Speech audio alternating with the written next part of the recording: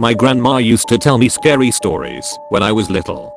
The one she told me on my 5th birthday still makes me feel sick. Why would you tell a 5-year-old kid such a fucked up tale? Ever since the memory of my 5th birthday came back to me, this is a question I've kept asking myself. But I don't have the answer. I suppose I shouldn't be that surprised. Given the other stories my grandma told me when I was little, the one about Mr. Longfingers, for instance, and the secret of the special knock, I really shouldn't be surprised at all. What follows is a memory from the day I turned 5. I must have been repressing that day for years, because it's taken weeks of therapy for me to unlock it. Grandma, will you tell me a story before bed? She was halfway to the bedroom door when my words stopped her. I didn't want her to go. Grandma had just tucked me in and turned off my bedside lamp, and I suddenly felt afraid. Partly it was the darkness of my bedroom, the shadows were so thick I could barely make out my stuffed toys sitting in a row on top of my dresser, but mainly it was my new birthday present. The present grandma had got me. It wasn't my main present, that was the pack of monsters in my pocket toys I'd ripped open downstairs. No. This was an extra present. A secret present. I hated it. Even in the dark, I could see its shadowy outline on my bedside table. The thing gave me the creeps. A story? Well, what kind of story would you like to hear? It was a silly question, because grandma only ever told me one kind of story. The scary kind. But because I was already a bit freaked out, I said something I wouldn't normally have done. Nothing too scary, Grandma. Grandma raised her eyebrows at me. Not too scary? I shook my head. She leaned over and switched my bedside light back on, then perched at the foot of my bed. Smiled down at me. Out of the corner of my eye I could still see Grandma's present. It was watching me from my bedside table. I did my best to ignore it. Okay, said Grandma, making herself comfortable.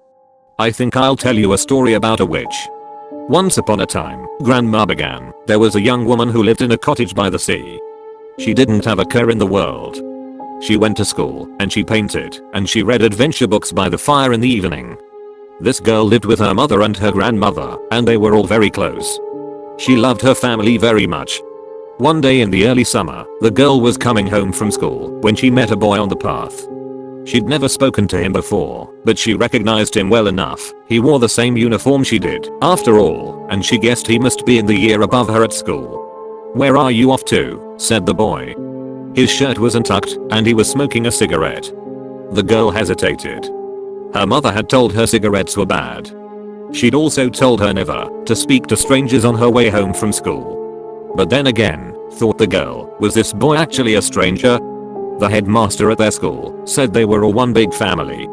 If this boy wore the same uniform as her, they couldn't really be strangers, could they? "I'm going home," answered the girl.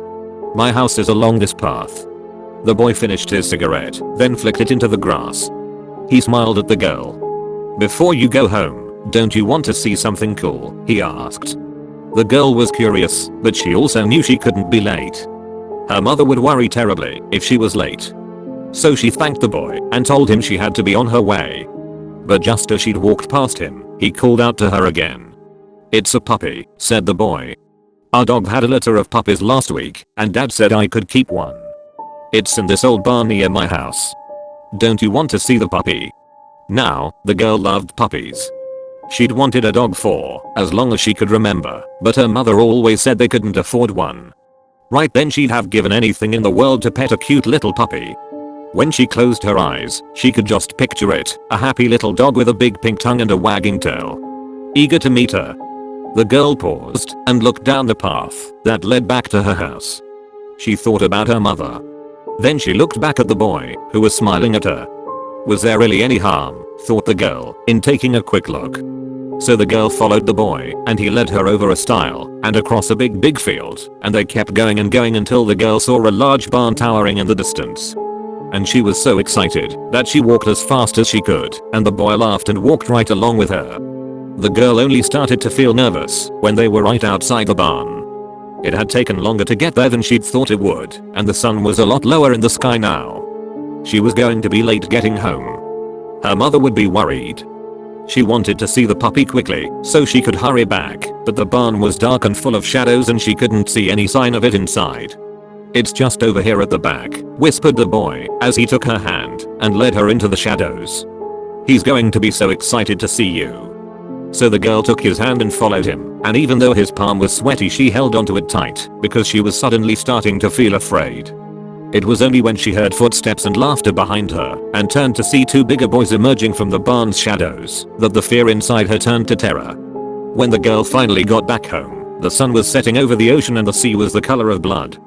The girl made it through the door of the little cottage before she collapsed in a heap in the hallway, crying her eyes out. It was her grandmother who found her like that. Now, the girl's grandmother was very old and very wise. Mother used to tell her that grandma had lived so long and seen so much that she knew all the world's secrets. When she was little, the girl had been frightened of her grandmother. But now the old lady took the young woman in her arms and she comforted her. Told the girl her mother was working late and she wouldn't be home for a while. Told the girl she could tell her anything she wanted. And in the hallway of their little cottage, the girl did. She told her grandmother about the boy and the barn and all the horrible things those bigger boys had done to her in the shadows. And her grandmother listened and she grew very silent and very still. "Come with me," she said. The girl had hardly ever been in her grandmother's room before. When she was little, it always gave her the creeps. Her grandmother had lots of old scary paintings on the walls and strange little statues and carvings on her shelves.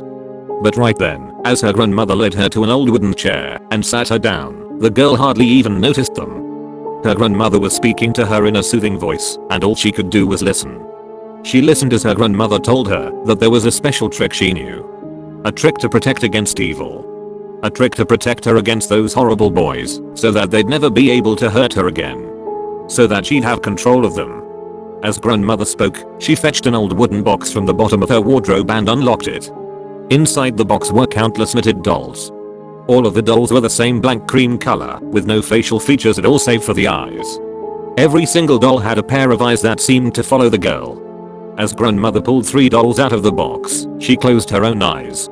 Began to whisper. The sound made the girl's skin itch, but it didn't last long. Soon her grandmother had lined the dolls up on the carpet, and her eyes were open again. The last thing she pulled from the box were a pair of black knitting needles and some yarn. "Those boys that hurt you, sweetheart," she whispered. "I want you to describe them to me."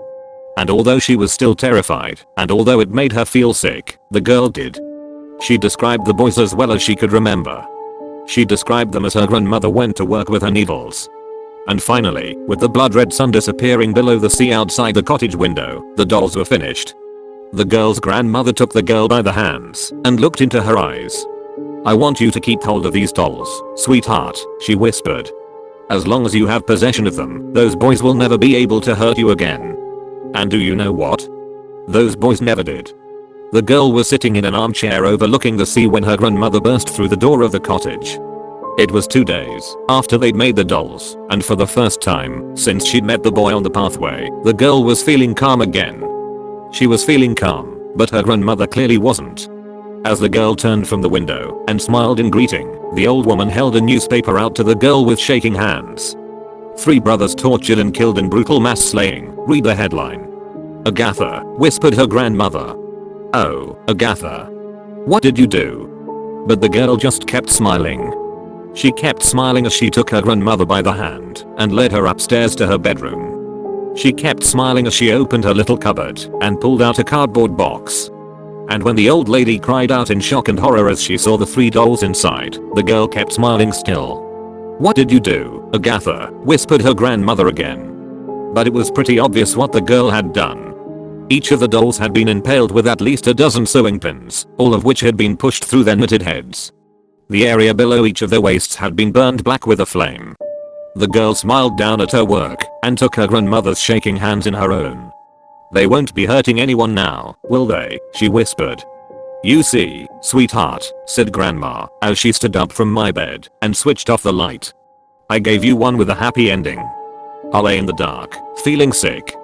I don't think I'd understood everything Grandma had told me, not right then, at least, but I'd understood enough. I'd understood enough to know I felt worse now than I had before the story started. "Grandma, wait," I said, my voice stopping her mid-turn. "Isn't your name Agatha?" Grandma looked back at me and smiled. She walked over and leaned down, kissing me on my forehead. Time to get some sleep, Christopher, she whispered. And remember, that present I got for you is always there if you ever need it. She stood up and left my bedroom. I stared after her. But a few moments later, my eyes were pulled back to the gift on my bedside table. The knitted doll. It gazed right back at me, its face featureless save for two blank, staring eyes.